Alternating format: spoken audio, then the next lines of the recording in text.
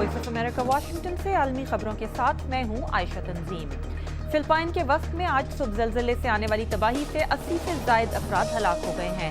7.2 Richter scale के ज़लज़ले ने सदियों पुरानी इमारत को भी नुकसान पहुंचाया है। अफगानिस्तान में लूगर सूबे के गवर्नर और अहम लीडर अरसला जमाल एक मस्जिद में ईद के मौके पर खिताब करते हुए एक बम हमले में हलाक हो गए हैं। बम उनके माइक्रोफोन में रखा गया था। इटली की बहरिया ने सिसिली और लिबिया के करीब 300 तारिकीन वतन को बहिफाजत निकाल लिया है। इन्हीं पानियों में 3 अक्टूबर को सैकड़ों तारिकीन वतन कश्ती डूब जाने से हलाक हो गए थे। और अमरीकी अखबार द वाशिंगटन पोस्ट के मुताबिक अमरीकी एजेंसी NSA लोगों की जाती ईमेल कॉन्टैक्ट लिस्ट और चैट्स में से लाखों एड्रेस जमा करके एक डेटाबेस बना रही है।